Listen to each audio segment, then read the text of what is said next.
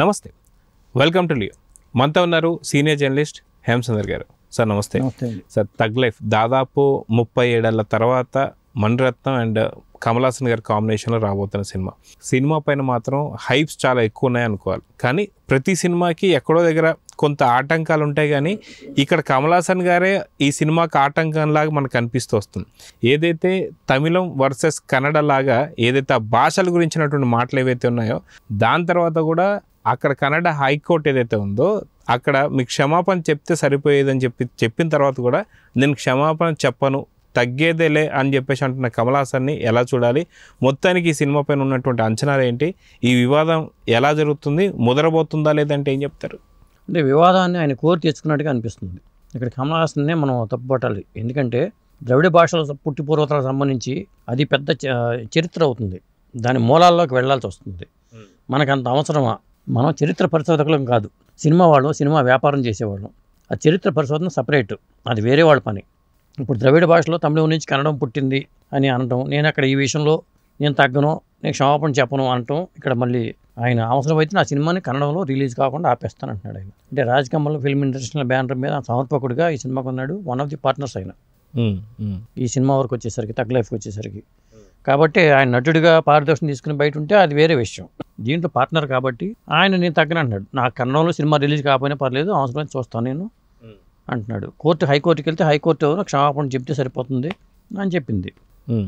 అయితే ఓవరాల్గా కోర్టు క్షమాపణ చెప్పమని చెప్పిన తర్వాత కూడా కమల్ హాసన్ గారు క్షమాపణ చెప్పను, కావస్తే కర్ణాటకలో నా సినిమా రిలీజ్ అవ్వకపోయినా పర్లేదని చెప్పేసి అంటున్నారు. కానీ ఇది ఇక్కడితో ఆగనుందా? రాబోతున్న కమల్ హాసన్ సినిమా అన్నిటికీ కూడా ఇదో పెద్ద వివాదం కాదుందా అంటే ఏమంటారు? ఇప్పుడు ఆయన ఈ విషయంలో ఆయన తగ్గనంటున్నాడు కాబట్టి భవిష్యత్తులో కూడా ఇది కొనసాగే అవకాశం అయితే ఉంటుంది. ఏ విషయానికైనా పట్టు విడుపులు ఉండాలి. నేను తగ్గను అనడం కరెక్ట్ కాదు. అసలు దాని జోలికి ఎందుకు వెళ్ళాల్సి వచ్చింది? ఫస్ట్ ద్రవిడ భాషల్లో, తమిళ ద్రవిడ భాషలనే మనకు సౌత్ ఇండియాలో ఉన్న దీంట్లోనే అక్కడి నుంచి వచ్చినాయి. అది పరిశోధకులు చేసే పని. ఈయన అది కాదు. కానప్పుడు కన్నడం నుంచి తమిళం పుట్టిందా, లేకపోతే తెలుగు నుంచి కన్నడం పుట్టిందా, ఇవన్నీ అనవసరం మనకి. సినిమా తగ్ లైఫ్ సినిమా వరకే ఉండాలి. ఇప్పుడు లేని పొంత అంటే శివరాజ్ కుమార్ చుట్టుకునేట్టు ఉంది. ఇప్పుడు ఆ శివరాజ్ కుమార్ ఆ ఫంక్షన్కి రావటం, ఆయన సప్పట్లు కొట్టేయడంటాం, పైగా ఈ వ్యవహారం అక్కడ మేము రిలీజ్ కాకుండా ఆపేస్తామని వాళ్ళు అంటాం, మళ్ళీ ఈయన దీని మీద కోర్టుకి వెళ్ళటం, కోర్టులో న్యాయం జరుగుతుందని. కోర్టులో న్యాయం జరగల. ఈయన కోర్టులో న్యాయం జరుగుతుంది అనుకుంటే ఆ జడ్జి కూడా ఈయనకి విరుద్ధంగానే తీర్పు చెప్పారు. అయినా సరే నేను క్షమాపణ చెప్పను, అవసరం నా సినిమా రిలీజ్ ఆపేస్తాను అన్నాడు. అది మొండి పట్టుదల అన్నాం దాన్ని. అది ఎందుకు ఆయన ఇంత పట్టుదలకు వ్యవహరిస్తున్నారంటానికి మన దగ్గర సమాధానం లేదు. అయితే రాబోతున్న చాలా పెద్ద సినిమాలే మనకి రాబోతున్నాయి కమల్ హాసన్ గారి దగ్గర నుంచి. ఇప్పుడు ఇలాంటి పరిస్థితుల్లో నిజంగా భవిష్యత్తు కమల్ హాసన్ గారి సినిమాలకి ఓన్లీ కన్నడం సినిమా మాత్రమే ఇబ్బంది పెట్టబోతుందా, లేదా తమిళ్లో కూడా ఇబ్బందులు రానున్నాయంటే ఏమంటారు? ఇది ఇష్యూ ఏంటంటే రాజకీయ రంగు పులుముకోకూడదు. జనంలోకి తమిళ ప్రజలతో ఏమో మన కమల్ హాసన్ తగ్గలేదు, మన హాసన్ మన వైపు ఉన్నాడు అనే భావజాలం వీళ్ళకుంటుంది, తమిళ ప్రజలకు ఉంటుంది. తగ్గితేనేమో ఇప్పుడు ముందు నుయ్యి వెనక పోయి అంటాం కదండి. తగ్గితేనేమో మన కమల్ హాసన్ ఇదేంటి దాని మీద మాట మీద నిలబడలేదు అంటారు. ఆ ప్రమాదం కూడా ఉంది అక్కడ. లేదు పోనీ మన సినిమా రిలీజ్ చేసుకుందాం, మనకు కాస్త తగ్గిపోదాం అనుకుంటేనేమో ప్రజల్లో మళ్ళీ చులకనయ్యే ప్రమాదం ఉంటుంది. అందుకనే ఇలాంటి వివాదాల జోలికి వెళ్లకుండా కార్యక్రమాన్ని సజావుగా సాగించుకుని వెళ్ళిపోతే గొడవ ఉండేది కాదు. సినిమా రిలీజ్ టైంలో ఇట్లాంటివి పెట్టుకోకూడదండి. ఇవాళ ఇట్లాంటివి పెట్టుకుంటే చాలా సమస్యలు వస్తున్నాయి, దానికి వైరల్ చేస్తున్నారు. కాబట్టి ఇలాంటివి లేకుండా సినిమాలు చేసుకుని సినిమాగానే చేసుకోవాలి. కానీ ఇట్లా ఇతరత్ర వ్యవహారాలు ఉంటే, రాజకీయపరమైన వ్యవహారాలు ఉంటే అది వేరే వేదిక మీద చూసుకోవాలి. అయితే మనం చూసుకుంటే ప్రాంతీయ భాష పైన చాలా మక్కువ చూపిస్తుంటారు తమిళ ప్రజలు కావచ్చు, అటు కన్నడ ప్రజలు కావచ్చు. ఇప్పుడు ఇద్దరి భాషా అభిమానం వల్లనే ఇంత పెద్ద సమస్య వచ్చిందని చెప్పి అనుకోవాలంటే ఏమంటారు? అంటే భాషాభిమానం ప్రజలకు ఉంటుంది. అది ఇప్పుడు ఎవరి భాష మీద అభిమానం వాళ్ళకు ఉంటుంది. సినిమాలకు ముడిపెట్టడం ఎందుకంటున్నాను నేను. ఇప్పుడు సినిమా కానీ తగ్ లైఫ్ అనే సినిమా చేసినప్పుడు నీ సినిమా గారు చేసుకుని కామ్గా ఉండు, అవి రిలీజ్ చేసుకోండి.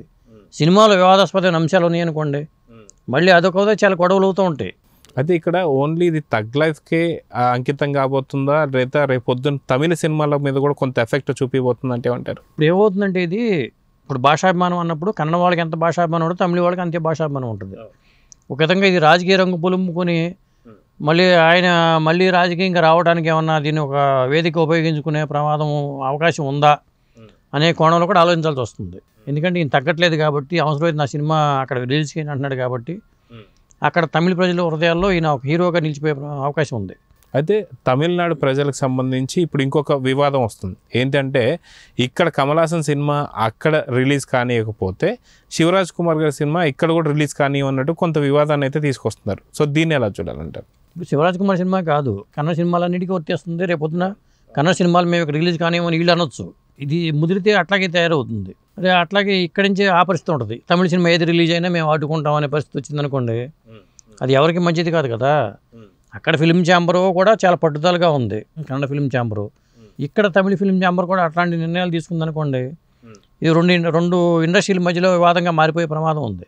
కాబట్టి ఎవరో ఒకరు తగ్గి దీన్ని సామరస్యపూర్వకంగా చేసి ఇట్లాంటి వ్యవహారాల్లో వేరే నట్లు వేలు పెట్టరు.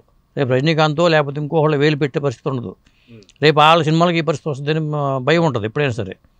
కాబట్టి మరి దీన్ని ఎలా పరిష్కరించగలుగుతారో ఈయన, మరి ఆయన సమయస్ఫూర్తి లేకపోతే ఓర్పు నేర్పు ఎలా ఉంటుందో చూడాలి. సో చూద్దాం సార్. ఖచ్చితంగా హైకోర్టు చెప్పిన తర్వాత కూడా కమల్ హాసన్ గారు క్షమాపణ చెప్పను, ఒకవేళ తగ్ లైఫ్ కర్ణాటకలో రిలీజ్ కాకపోయినా పర్లేదు అని చెప్పేసి అనేటువంటి ఒక గట్టి నిర్ణయం తీసుకున్నారు. బట్ ఇది ఎక్కడికి దారి తీస్తుందో చూద్దాం మరి. నమస్తే. నమస్తే.